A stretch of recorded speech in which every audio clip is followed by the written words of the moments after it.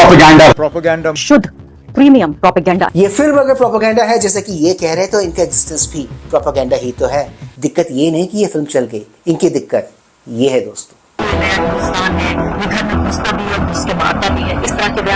ये नया हिंदुस्तान है, ये घर में घुसेगा भी और मारेगा भी। इनकी ये बातें सुनकर आपको लगा होगा कि ये है असल प्रॉब्लम। जी नहीं दोस्तों, ये भी इनकी असल प्रॉब्लम नहीं है। तो क्या इनकी असल प्रॉब्लम ये है? पाकिस्तान के बहाने सीधे तौर पर भारत के मुसलमानों को निशाना बनाया जा रहा है। उनके जो जीने का तरीका है, उनकी पहचान को निशाना बनाया गया है, क्योंकि पाकिस्तान तो सिर्फ बहाना है, जो भारतीय मुसलमान है वो निशाना है। खाकी का तो ज्ञान ही अलग है। अब आप सोच रहे होंगे कि इनफ इज इनफ, मिल गई प्रॉब्लम, ये है असल वजह। जी नहीं दोस्तों, ये वाली वजह भी नहीं है।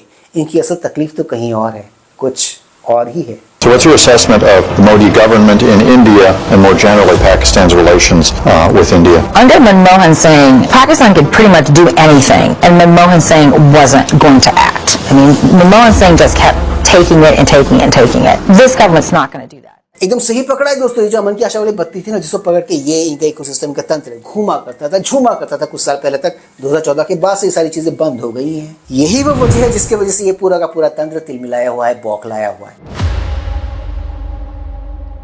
Please like, share, subscribe and hype our YouTube channel, ताकि हम ऐसे कंटेंट्स बनाते रहें और हमारा ये कंटेंट ज्यादा से ज्यादा लोगों तक पहुंचे। तो दोस्तों, ज्यादा वक्त न गवाते हुए let's go back to the topic then. आपको क्या लगता है कि क्या एक एवरेज और रैशनल पाकिस्तानी इनकी बातों से एग्री करता है, इनकी बातों को सुनता है, इनकी बातों को मानता है? The answer is no. एक एवरेज पाकिस्तानी इनकी तरह तो नहीं सोचता है। तो वो पाकिस्तान से अगर ऑब्जेक्शन आता है, पाकिस्तान फिल्म पे बैन लगाता है, एतराज करता है, मेरी समझ में ये बात आती है, बल्कि कई लोगों की समझ में ये बात आती है। लेकिन हैरत की बात यह है कि कुछ हिंदुस्तान के कुछ जो जर्नलिस्ट हैं वो इसके ऊपर ऑब्जेक्शन उठा रहे हैं।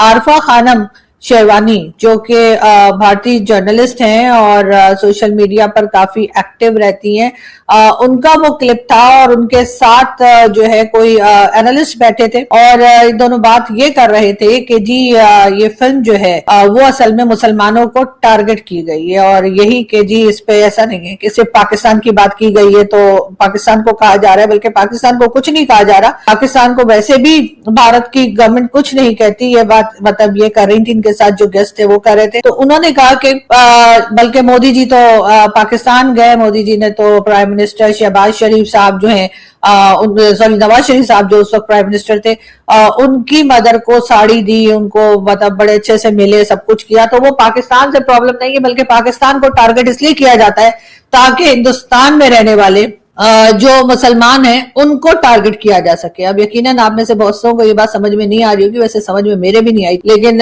फिर भी मैंने 2-3 बार उस क्लिप को देखा और समझने की कोशिश की कि आरफा खानम शेरवानी कहना क्या चाहती हैं, या उनके साथ जो गेस्ट थे दोनों मिलकर बताना क्या चाह रहे हैं कि पाकिस्तान के ऊपर इसलिए बात की जाती है, पाकिस्तान को मतलब इसलिए टारगेट किया जाता है, या पाकिस्तान को जो कुछ कहा जाता है वो इसलिए ताकि हिंदुस्तान में रहने वाले मुसलमान जो है उनको सुनाई जा सके, हिंदुस्तान में रहने वाले मुसलमानों को टारगेट किया जा सके। मतलब मेरी समझ में नहीं आ रहा कि वो जो ड्रोन अटैक्स हुए थे, जो पाकिस्तान में 9 या 11 बेसेस उड़ा दी गई, अगर वहां पर अटैक करके भारत ने हमारा इतना नुकसान कर दिया तो उससे भारत में रहने वाले मुसलमान को क्या मतलब फर्क पड़ा, या भारत में रहने वाले मुसलमान को क्या नुकसान हुआ। लेकिन ये जरूर है कि बताया यही जा रहा था कि असल में जो भारत की हुकूमत है, यानी इस वक्त जो पीएम मोदी की गवर्नमेंट है, उनको हरगिज जो है वो पाकिस्तान से कोई प्रॉब्लम नहीं है।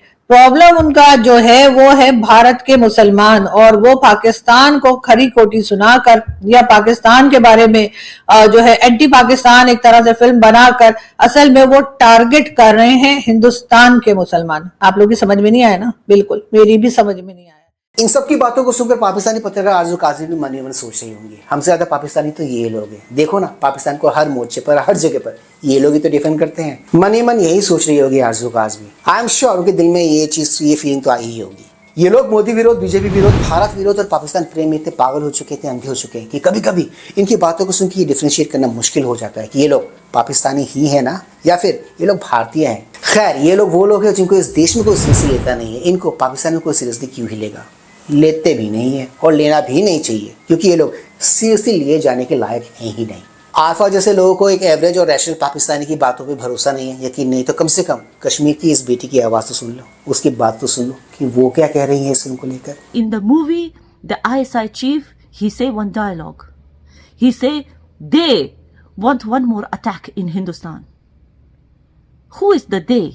Is it you? Kulli haqqan laqad kuntum jami'anan.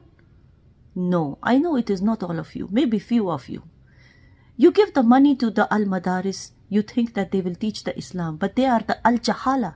They are not teaching Islam. They are using your money to kill the innocents. And I know you are feeling guilty about it. If you are feeling guilty, wallah, it is a good thing to feel guilty. But you don't have to ban the movie because they will watch the movie anyway on Netflix. You know, Habibi? Better is that you stop giving the money to sponsor the al-madaris in these countries that are planning attacks on innocents by using your money. अभी कुछ देर पहले आपने जिनको सुना ये थी Kashmir valley से याना मीरे, एक भारतीय, एक ऐसी भारतीय जिनको अपने भारतीय होने पर गर्व है और वो इस फिल्म को डिफेंड कर रही है, अनलाइक आरफा खानम और अभिसार जैसे लोग और ध्रुव राठी जैसे लोग। एक इंटरेस्टिंग फैक्ट इस मूवी के बारे में दोस्तों, कश्मीर वैली जहाँ पर सिनेमा कल्चर खत्म हुए जमाना हो गया था, अरसा हो गया था, वहाँ पर ये फिल्म धूम मचा रही है, धड़ल्ले से पैसे कमा रहे, धड़ल्ले से पैसे छाप रही, हाउसफुल जा रही है डेली बेसिस पर ये फिल्म। वहाँ पर आर्टिकल 370 के रिवोक किए जाने के बाद, रिमूव किए जाने के बाद, this is the first movie जो वैली में बहुत ही अच्छा कर रही है ना ये मजे की बात, है ना ये इंटरेस्टिंग फैक्ट। इस वीडियो के रिकॉर्ड किए जाने तक ये मूवी डोमेस्टिक मार्केट पर लगभग 600 करोड़ के आसपास पहुंच गई थी और इंटरनेशनल यानी कि वर्ल्ड वाइड मार्केट में ये मूवी ऑलरेडी 850 प्लस करोड़ के आसपास पहुंच गई थी। और जिस रफ्तार से ये फिल्म आगे बढ़ रही है उसको देख के ये लगता है कि 1000 करोड़ भी इसके लिए मुश्किल नहीं होंगे,